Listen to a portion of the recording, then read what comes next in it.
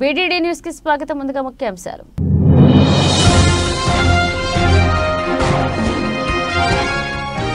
America వెళ్లే వారికి alert, కొత్త ఫీజులు రేపటి నుంచే.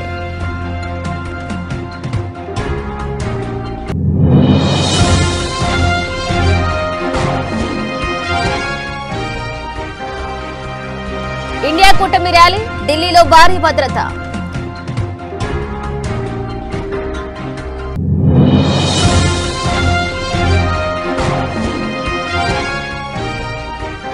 సీఎం జగన్ ఫుల్ ఫోకస్, సంజీవాపురం నుంచి తిరిగి ప్రారంభం కానున్న బస్సు యాత్ర.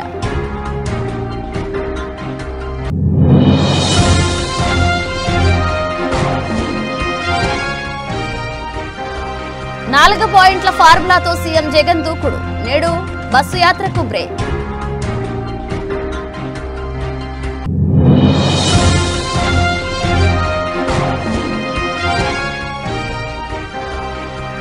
జిల్లాల పర్యటనకు బయలుదేరిన గులాబీ బాస్, రైతన్నలతో కేసీఆర్ బిజీ.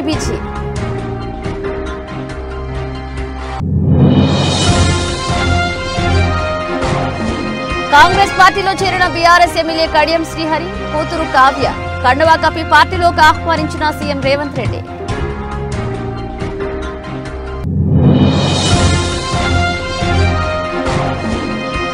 సీజన్లో అత్యంత వేగవంతమైన బంతి, బ్యాట్ పైకెత్తేలోపు దూసుకు వెళ్లిన బాల్, నెట్టింట వైరల్ అవుతున్న వీడియో.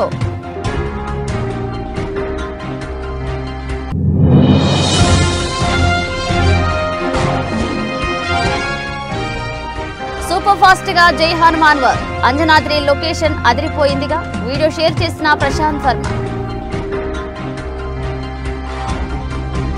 అమెరికా వెళ్లాలనుకుని వీసా ప్రయత్నాల్లో ఉన్న వారికి షాకింగ్ వార్త ఇది. ఏప్రిల్ 1 నుంచి వలసేతర అమెరికన్ వీసా కోసం వసూలు చేసే ఫీజుల్లో భారీ పెరుగుదల ఉండబోతుంది. వీసా ఫీజు ఒకేసారి దాదాపు 3 రెట్లు పెరగనుంది. ఈ పెంపు H1B, L1 అలాగే EB-5 వీసాలకు వర్తిస్తుంది. అమెరికాలో నివసించడానికి వచ్చే భారతీయులు ఎక్కువగా H1B, L1, EB-5 వీసాలు తీసుకుంటారు.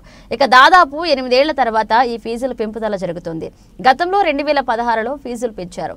వీసాల పెంపుదల తర్వాత ఏప్రిల్ 1 నుంచి కొత్త ఛార్జీలు వర్తిస్తాయని ఇప్పటికే జారీ చేసిన నోటిఫికేషన్లో United states citizenship and immigration services పేర్కొంది. కొత్త H1B వీసా కోసం దరఖాస్తు చేయాలనుకుంటే దీనికోసం ఫామ్ 1 అలాగే 129 ఉంటుంది. దీని రుసుము $460 నుండి $780 పెరుగుతుంది. ఇండియన్ కరెన్సీలో చెప్పాలంటే 38,000 నుంచి 64,000 వరకు పైగా పెరుగుతుంది. ఇది కాకుండా H1B వీసా రిజిస్ట్రేషన్ ఫీజు $10, 829 నుంచి $215, సుమారు 17,000 పెరుగుతుంది.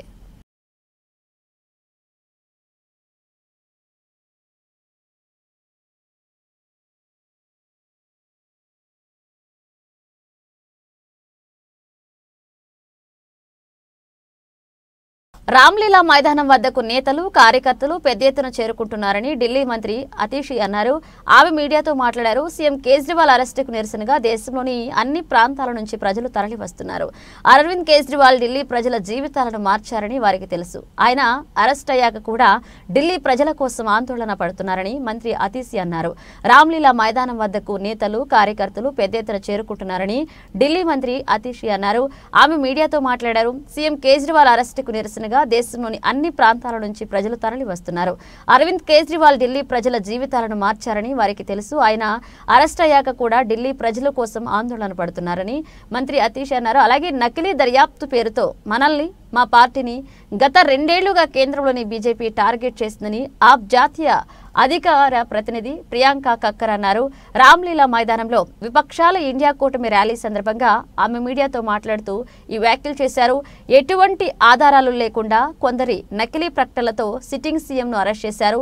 ఇది మా పార్టీ గొంతు నొక్కాలనే కుట్రలో భాగమన్నారు. ఎవరైతే బీజేపీని ప్రశ్నిస్తారో వాళ్లను జైల్లో తోయడమే వారి పని అని ప్రియాంక మండిపడ్డారు. और जन सैलाब उमड़ने लगा है।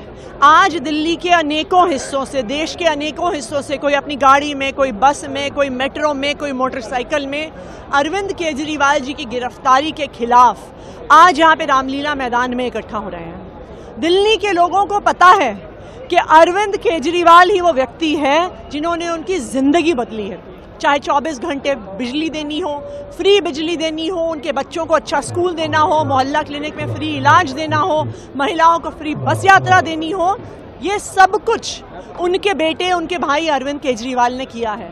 तो आज दिल्ली वालों में भी और देश के अलग अलग हिस्सों में भी लोगों में बहुत रोष है और भारी संख्या में लोग आज रामलीला मैदान आ रहे हैं। सीएम की वाइफ आज भी आएंगी, कहा जा रहा है कि सीएम का मैसेज पड़ेगा।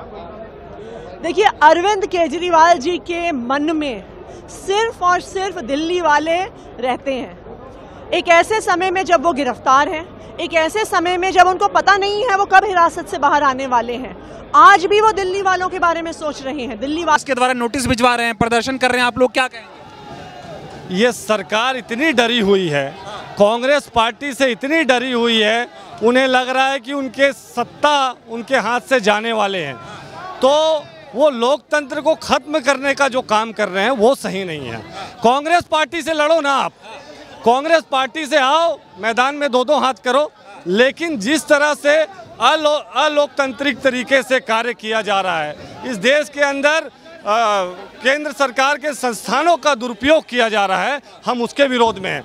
हम आईटी के विरोध में हैं, हम केंद्र सरकार की ईडी के विरोध में, हम केंद्र सरकार के सीबीआई के विरोध में। क्यों? क्योंकि वो विपक्षी पार्टियों को टारगेट कर रही है, वो डराना चाहती है, लेकिन उन्हें ये नहीं पता ये कांग्रेस पार्टी है, ये कांग्रेस पार्टी के लोग हैं। आप हमको नोटिस दे सकते हो, आप हमारे ఆంధ్రప్రదేశ్ ఎన్నికలకు సమయం దగ్గర పడుతుండటంతో వైసీపీ అధినేత సీఎం జగన్మోహన్ రెడ్డి దూకుడు పెంచారు. మేమంతా సిద్ధం బస్సు యాత్రలో ఎన్నికల ప్రచారాన్ని నిర్వహిస్తున్నారు. కాగా మేమంతా సిద్ధం యాత్రకు స్వల్ప విరామం ప్రకటించారు. క్రైస్తవుల పర్వదినం ఈస్టర్ కావడంతో ఈ రోజు ప్రచారానికి బ్రేక్ వేశారు. బస్సు యాత్రకు బ్రేక్ ఇచ్చిన సీఎం జగన్ అనంతపురం జిల్లాలోని ఈస్టర్ను జరుపుకోనున్నారు.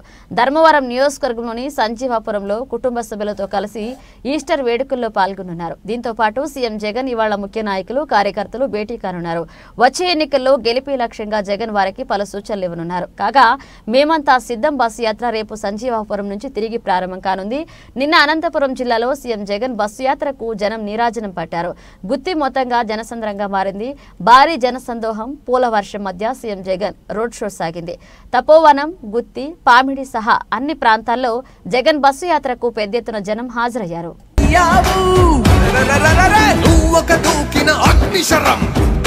యుద్ధ సమీకరణం, దుష్ట చతుష్టయ సంహరణం, జగన్మోహన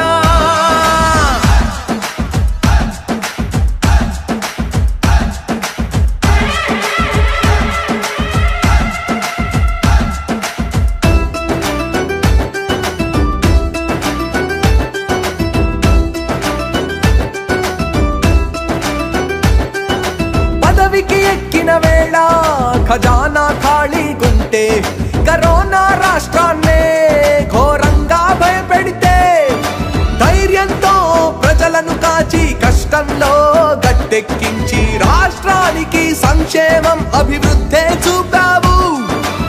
ఆంగ్లం విద్యందిస్తూ చదువులకే తండ్రయ్యావు, వైద్యం అందిస్తూ నారాయణు. 2019లో ఏం చేస్తామో చెప్పి ఓట్లు అడిగాం, ఇప్పుడు చేసింది చెప్పి ఓట్లు అడుగుతాం. Simple concept, single agenda. సామాజిక న్యాయం చేస్తామన్నాం, చేసి చూపించాం. రైతును రాజును చేస్తామన్నాం, ఆ స్థాయిలో నిలబెట్టాం. ఇలా సాగుతోంది జగన్ ప్రచారం.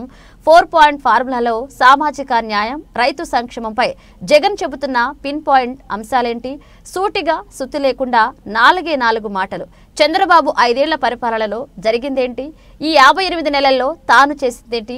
Just 4 point formula. ప్రజల్లో ఎలాంటి కన్ఫ్యూజన్ నింపాలనుకోవడం లేదు సీఎం జగన్.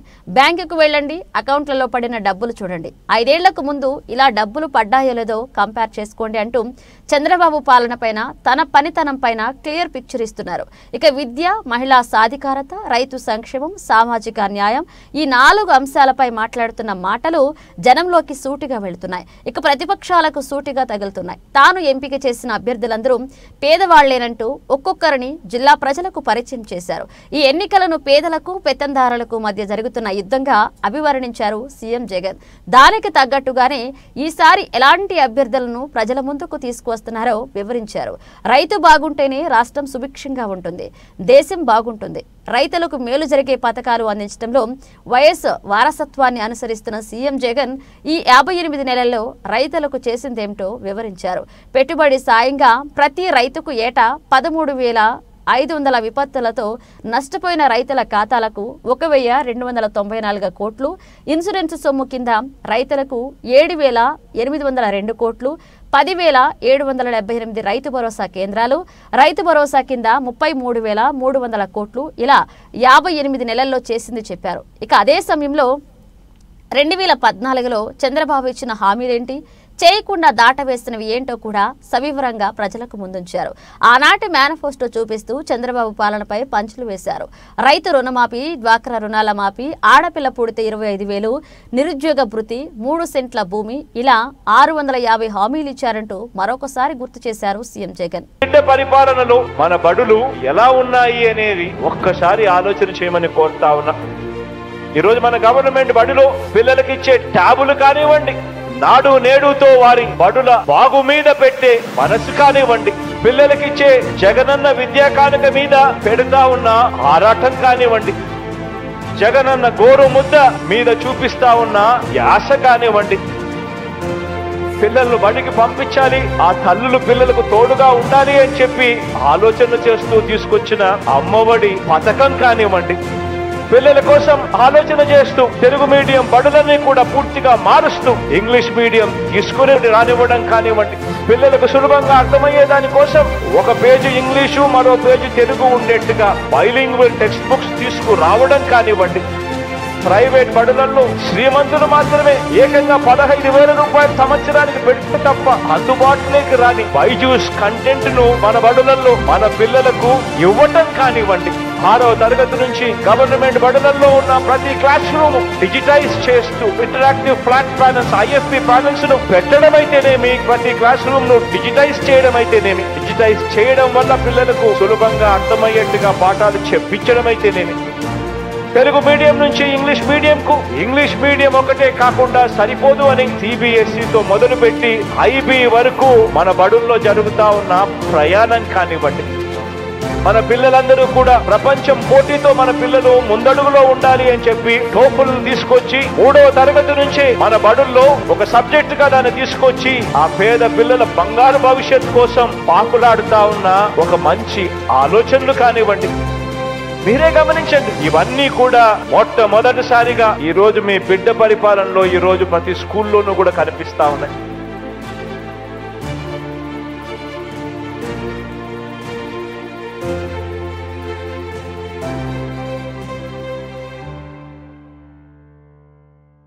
బీఆర్ఎస్ అధినేత మాజీ ముఖ్యమంత్రి జిల్లాల పర్యటనకు శ్రీకారం చుట్టిన విషయం తెలిసిందే. నీళ్లందకి ఎండిన పంటలను పరిశీలించి రైతన్నల కన్నీళ్లను తుడిచి ధైర్యాన్ని నింపేందుకు ఇవాళ క్షేత్రస్థాయి పర్యటన కోసం బయలుదేరారు. కుటుంబ సభ్యులతో దట్టి కట్టించుకుని అభిమాన కార్యకర్తల నడుమ కేసీఆర్ బస్సెక్కి బయలుదేరారు. అయితే నేరుగా జనగామ జిల్లా దేవరొప్పల దారావత్ తాండాకు చేరుకోనున్నారు. తొలుత ఉదయం 10:30 గంటలకు జనగామ జిల్లాలోని దారావత్ తాండాకు చేరుకుని ఎండిపోయిన పంట పొలాలను పరిశీలిస్తారు. ఉదయం 11:30 గంటలకు సూర్యాపేట జిల్లాలోని తుంగతుర్తి, ఆర్వపల్లి, సూర్యాపేట రూరల్ మండలాల్లో పర్యటిస్తారు. మధ్యాహ్నం 1 గంటకు సూర్యాపేట రూరల్ మండలం నుంచి బయలుదేరి మధ్యాహ్నం 1:30 గంటలకు సూర్యాపేట ఎమ్మెల్యే క్యాంపు కార్యాలయానికి చేరుకుంటారు. మధ్యాహ్నం 2 గంటలకు ఎమ్మెల్యే క్యాంపు కార్యాలయంలో భోజనం చేస్తారు. మధ్యాహ్నం 3 గంటలకు మీడియా సమావేశం నిర్వహించుతున్నారు. మధ్యాహ్నం 3:30 గంటలకు ఎమ్మెల్యే క్యాంపు కార్యాలయం నుంచి నల్గొండ జిల్లాకు బయలుదేరుతారు. సాయంత్రం 4:30 గంటలకు నిడమానూరు మండలానికి చేరుకుని అక్కడ ఎండిపోయిన పంటలను పరిశీలిస్తారు. ఇక సాయంత్రం 6 గంటలకు నిడమానూరు నుంచి బయలుదేరి తిరిగి ఎర్రవెల్లి వెళ్తారు. రోడ్డు మార్గంలో ప్రయాణించి రాత్రి 7 గంటలకు ఎర్రవెల్లి చేరుకుంటారు.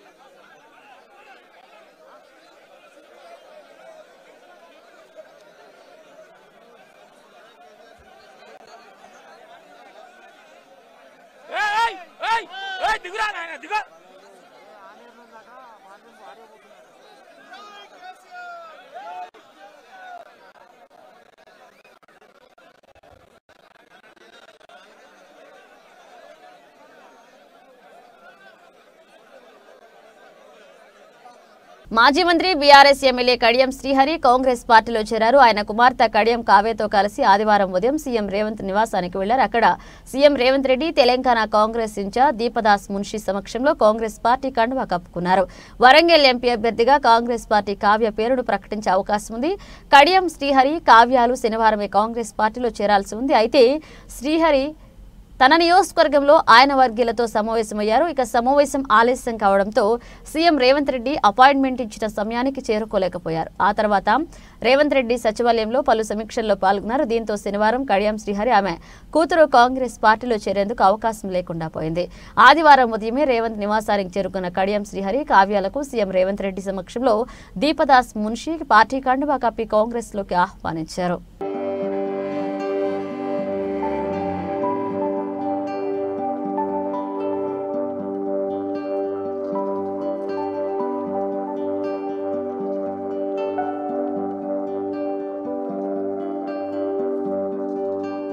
ఐపీఎల్ 2024 సీజన్లో భాగంగా శనివారం Lucknow super Giants LSG versus Punjab Kings జట్ల మధ్య మ్యాచ్ జరిగింది. ఈ మ్యాచ్లో సూపర్ జైంట్స్ జట్టు బోణి కొట్టింది. తొలి మ్యాచ్లో రాజస్థాన్ చేతిలో ఓడిపోయిన ఆ జట్టు పంజాబ్ కింగ్స్ జట్టుపై 21 పరుగుల తేడాతో విజయం సాధించింది. తొలుత బ్యాటింగ్ చేసిన ఎల్ఎస్జీ జట్లు నిర్ణీత ఓవర్లలో 8 వికెట్లు నష్టపోయి 199 పరుగులు చేసింది. 200 పరుగుల లక్ష్యంతో బ్యాటింగ్ చేసిన పంజాబ్ జట్టు నిర్ణీత ఓవర్లలో 5 వికెట్లు కోల్పోయి 178 పరుగులు మాత్రమే చేయగలిగింది. ఈ మ్యాచ్లో 21 ఏళ్ల కుర్రాడు అదరగొట్టాడు.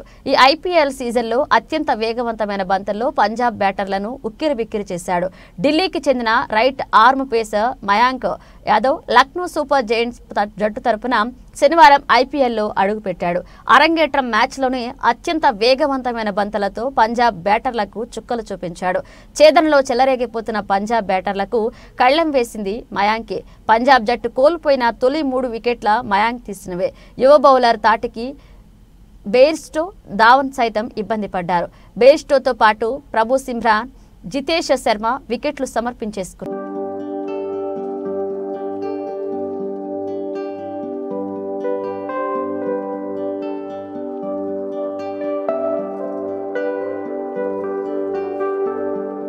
హనుమాన్ సినిమాతో ప్రశాంత్ వర్మ భారీ విజయం సాధించిన సంగతి తెలిసిందే. చిన్న హీరో చిన్న సినిమాతో వచ్చి ఏకంగా 300 కోట్లు 50 రోజుల రికార్డులు సెట్ చేసింది హనుమాన్ సినిమా. దీనికి సీక్వెల్ జై హనుమాన్ కూడా ప్రకటించడంతో ఆ సినిమా కోసం సినీ ప్రేక్షకులు ఎదురు చూస్తున్నారు. అయితే ఆల్రెడీ జై హనుమాన్ సినిమా ప్రీ ప్రొడక్షన్ అయిపోయిందని, షూట్ కూడా మొదలు పెట్టారని ప్రశాంత్ వర్మ ఇటీవలే తన సోషల్ మీడియా పోస్టుల ద్వారా తెలియజేశారు.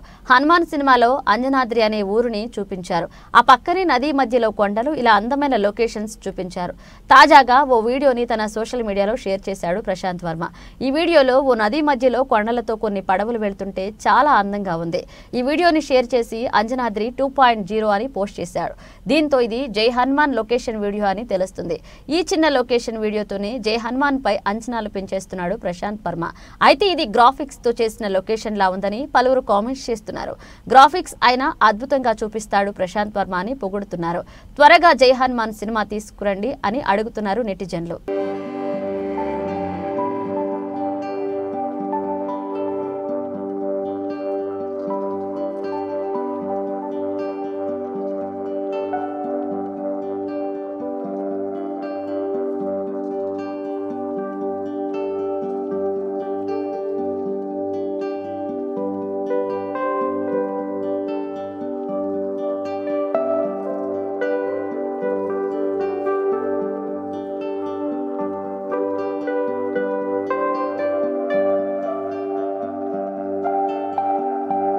పాపికొండల నేషనల్ అటవీ ప్రాంతంలో అద్భుతం దృశ్యం చోటు చేసుకుంది. కింటకూరు అటవీ ప్రాంతంలోని బేస్ క్యాంప్ పరిశీలనకు వెళ్లిన అటవీ అధికారులకు షాక్ గురిచేసింది నల్లమద్ది చెట్టు. నల్లమద్ది చెట్టు నుండి వస్తున్న జలాధార చెట్లను అటవీ అధికారులు గుర్తించారు.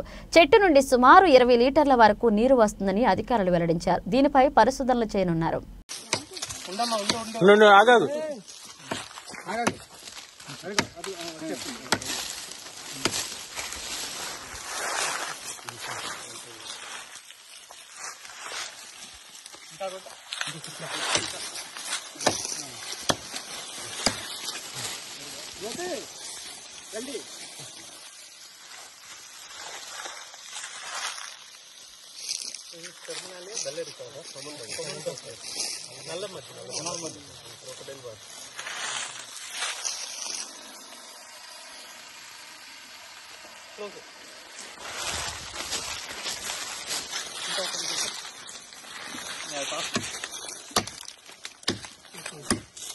కర్నూలు జిల్లా ఎమ్మిగనూరులో మేము సిద్ధం సభకు వస్తున్న సీఎం జగన్ దగ్గరకు వెళ్లి వైఎస్ఆర్ పార్టీ 5 సంవత్సరాల కాలంలో దళితులకు జరిగిన అన్యాయాల గూర్చి, దళితులు 27 పథకాలు, ఎస్సీ సప్లాన్ నిధులు, ఎస్సీ చట్టాల నిర్వీర్యం గూర్చి వివరించడానికి వెళుతున్న సమతా సైనిక్ దళ్ టీం సభ్యులను అరెస్ట్ చేశారు పోలీసులు.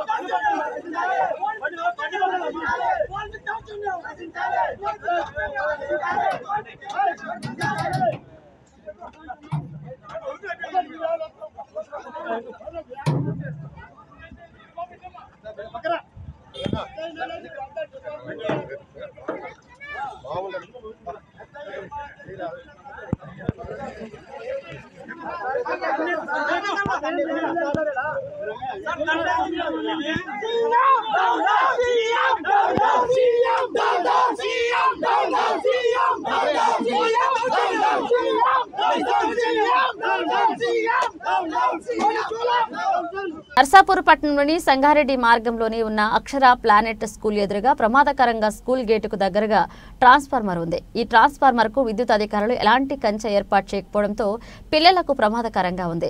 ఈ ట్రాన్స్ఫార్మర్ నుంచి పిల్లలకు ఎప్పుడు ఏ ప్రమాదం సంభవిస్తుందో అని విద్యార్థులు, తల్లిదండ్రులు భయాందోళన చెందుతున్నారు. ఈ పాఠశాలలకు పిల్లలను పంపాలంటేనే విద్యార్థుల తల్లిదండ్రులు జంకుతున్నారు.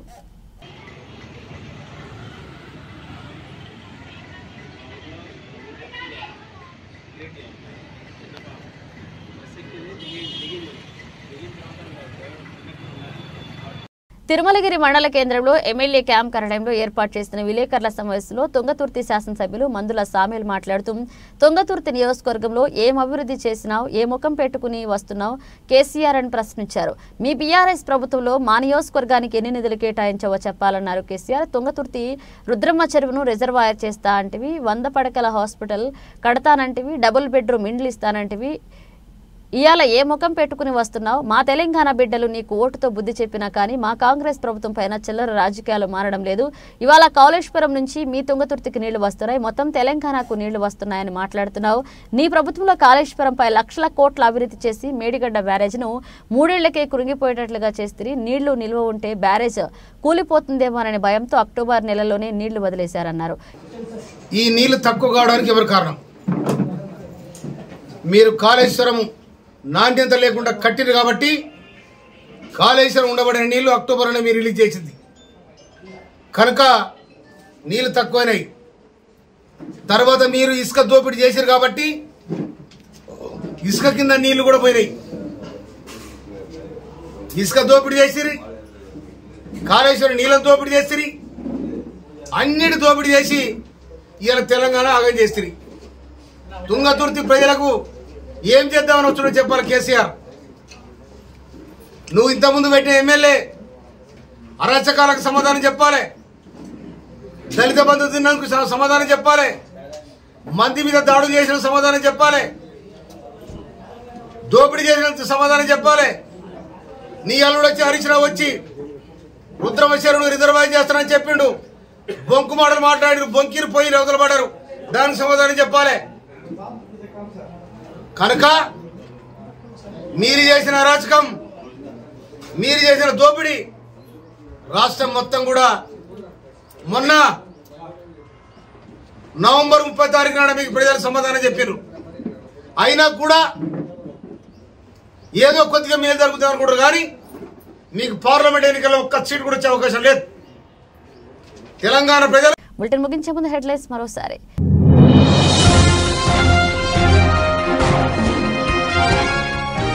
అమెరికా వెళ్లే వారికి అలర్ట్, కొత్త ఫీజులు రేపటి నుంచే.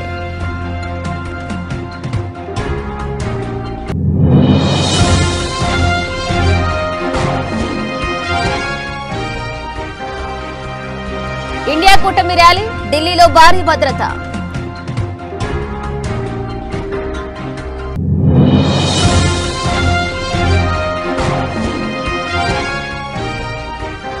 సీఎం జగన్ ఫుల్ ఫోకస్, సంజీవాపురం నుంచి తిరిగి ప్రారంభం కానున్న బస్సు యాత్ర.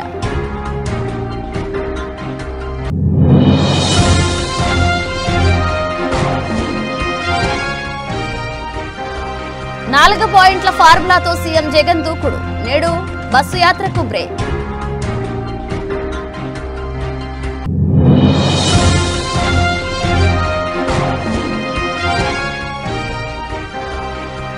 జిల్లాల పర్యటనకు బయలుదేరిన గులాబీ బాస్, రైతన్నలతో కేసీఆర్ బిజీ.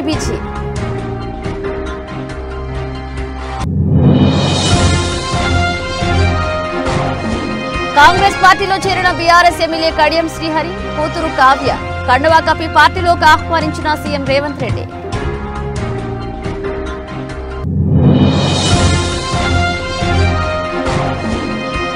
సీజన్లో అత్యంత వేగవంతమైన బంతి, బ్యాట్ పైకెత్తేలోపు దూసుకువెళ్లిన బాల్, నెట్టింట వైరల్ అవుతున్న వీడియో.